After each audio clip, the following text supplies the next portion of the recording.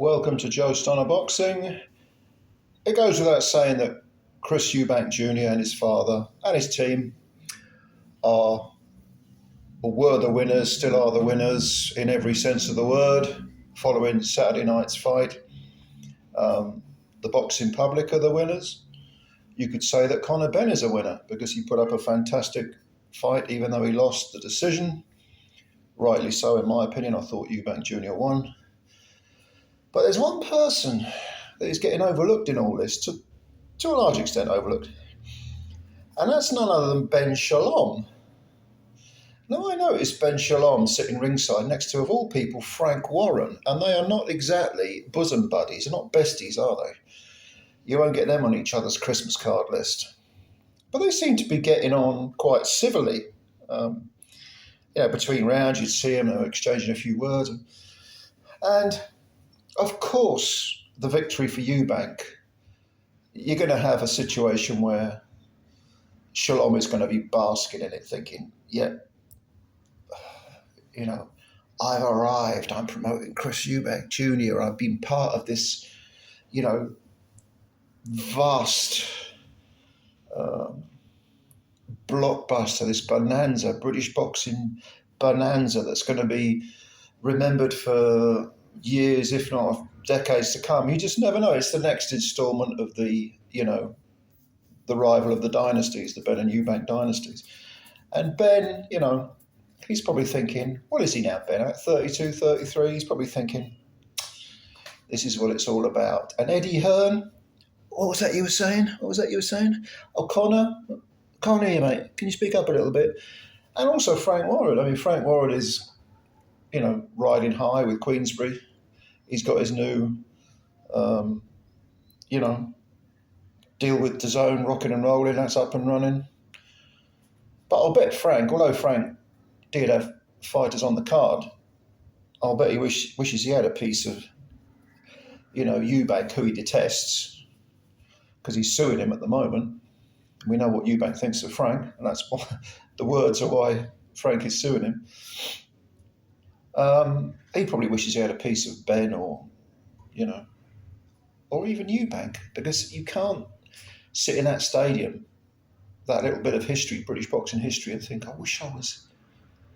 It's not as if Frank Warren's going to think, I don't mind not being a part of this. Of course he's going to think, this is good. This is really good. He's a promoter. He'll want to be part of it. And he was part of it because he was sitting there and he had a couple of fighters on the undercard. But if you look beyond the result of Eubank, Mr. Warren's bet noir winning, and the guy he's sitting next to, Mr. Shalom, being the guy's promoter, if you look beyond that little victory for Ben Shalom, he also had Billiam-Smith returning with a hard-fought but deserved win over Brandon Glanton. That was a good win. Cchris Billiam-Smith still has something left. Not a young man, was he now? 33, 34 maybe? But there'll be a few more paydays for him. And in fact,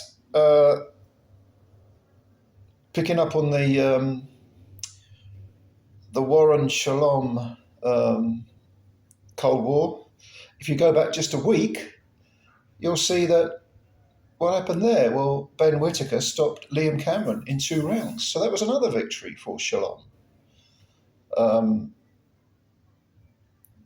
I think Tyler Denny came back. That's another fighter who Shalom, I think, promotes. Vito O'Reilly beat Chev Clark.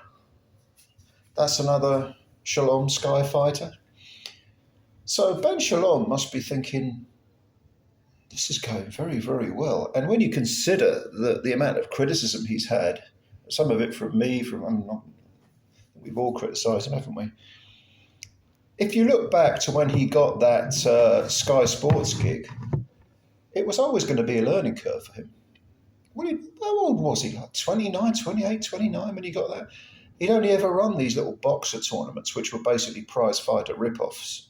And suddenly he's messing with the big boys. He's in there. And, Eddie Hearn, despite what he says about them being on cordial terms, he doesn't like him at all. In fact, Eddie Hearn's attitude towards him was pretty much the same that Frank Warren's was to Eddie when Eddie came along 15 years ago, whenever it was. 13, 15 years ago, whenever. You know, it's one of a sort of mixture of, you know, here comes the stuck-up pretender, and at the very most I'll be, you know, condescending and patronising towards him. But I'm not exactly going to welcome him with open arms. And Eddie's been scathing about Ben Shalom, but Eddie's scathing about everyone. So is Frank. But results are what matter.